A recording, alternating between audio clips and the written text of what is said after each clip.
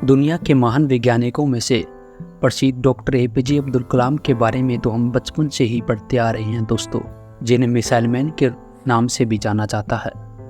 Missile man की उपाधि और राष्ट्रपति तक बनने का सफ़र उनका इतना आसान तो नहीं रहा होगा दोस्तों।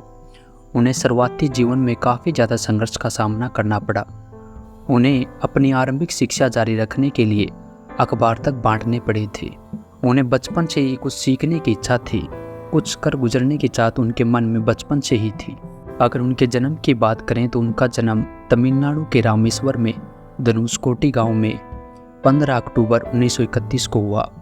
उनका पूरा नाम अबुल फकीर जैनुलाब्दीन अब्दुल कलाम था, लेकिन उन्हें डॉक्टर एपीजे अब्दुल कलाम और मिसाइल मैन के नाम से जाना जाता है। उनके पिताजी का नाम जैनुलाब्दीन था, जो कि एक नाविक थे, और उनकी माताजी का नाम असीमा था, जो कि एक गृहिणी थी, और इनके 5 भाई बहन थे। दोस्तों, कलाम साहब ने 5 साल की उम्र में ही पढ़ना शुरू कर दिया। उन्होंने रामेश्वर से शुरुआती शिक्षा प्राप्त की और कलाम साहब को उड़ना काफ़ी ज़्यादा पसंद था। जैसे खुले आसमान में चिड़िया उड़ती है, और उड़ती हुई चिड़िया को देखकर ही कलाम साहब ने तय कर लिया कि उन्हें विमान विभाग के क्षेत्र में जाना है। उनकी चाहत पायलट बनने की थी, लेकिन ईश्वर ने तो उनके लिए कुछ और ही सोच रखा था। दोस्तों, कलाम साहब हमेशा सीखने की कला को महत्व देते रहे हैं। तमिलनाडु में मैट्रिक की पढ़ाई पूरी करने के बाद कलाम 1955 में मद्रास चले गए। वहां उन्होंने Madras institute of technology Chennai में एरोस्पेस इंजीनियर की पढ़ाई पूरी की, और इस तरह डॉक्टर एपीजे अब्दुल कलाम अपनी पढ़ाई पूरी करने के बाद डीआरडीओ में एक वैज्ञानिक के रूप में शामिल हुए, जहां उन्होंने हावरक्राफ्ट परियोजना में काम किया। डॉक्टर कलाम ने कुछ समय तक प्रसिद्ध वैज्ञानिक विक्रम साराभाई के साथ भी काम किया था, और इसके बाद वर्ष 1962 में भारतीय अंतरिक्ष अनुसंधान संगठन, जिसे इसरो के रूप में भी जाना जाता है, यहाँ उन्होंने प्रोजेक्ट डायरेक्टर रहते हुए सफलतापूर्वक कई उपग्रह परीक्षण परियोजनाओं में अपनी अहम भूमिका निभाई थी। दोस्तों, कलाम साहब को मिसाइल मैन की उपाधि क्यों दी जाती है, तो चलिए इसके बारे में थोड़ा जान लेते हैं। डॉक्टर एपीजे अब्दुल कलाम ने इसरो में प्रोजेक्ट डायरेक्टर के तौर पर भारत के पहले स्वदेशी सैटेलाइट लॉन्च व्हीकल SLV-3 के निर्माण में महत्वपूर्ण भूमिका निभाई थी।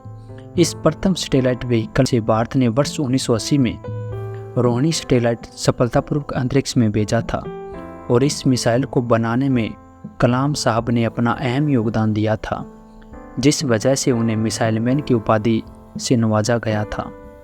और इसके बाद डॉक्टर कलाम ने देश के लिए कई महत्वपूर्ण परियोजनाओं का कार्य किया और देश के लिए कई मिसाइलें बनाई।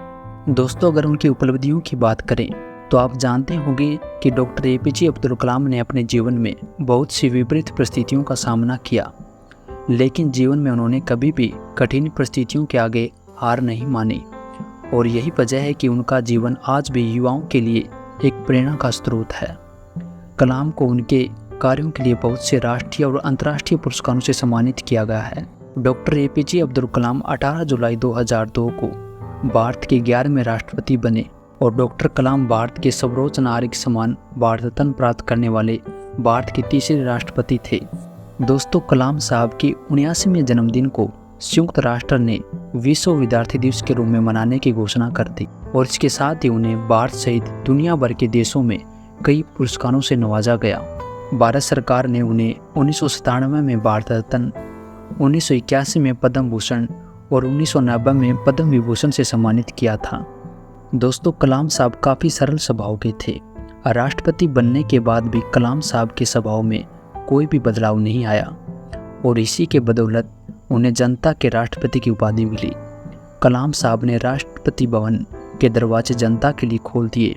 ऐसे कई किस्से हैं जब राष्ट्रपति भवन में उनके साथ कोई आम इंसान या किसान खाना खा रहे होते हैं, तो कभी पुलिस वालों से बात कर रहे होते हैं। कलाम साहब 2007 तक राष्ट्रपति रहे थे। राष्ट्रपति की पद से मुक्त होने के बाद एपीजे अब्दुल कलाम ने देश की विभिन्न कॉलेज संस्थाओं में काम किया। उन्होंने लोगों के बीच रहना पसंद किया। वह हमेशा देश के नागरिकों से मिलते थे।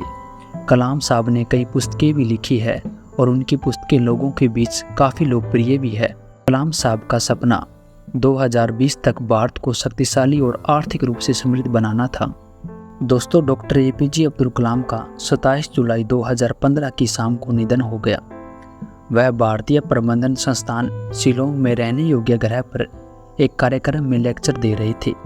तभी उन्हें दिल का दौरा पड़ा और वह वहीं बेहोश होकर गिर पड़े और उन्हें अस्पताल भी ले जाया गया, लेकिन 2 घंटे के बाद उनका निधन हो गया।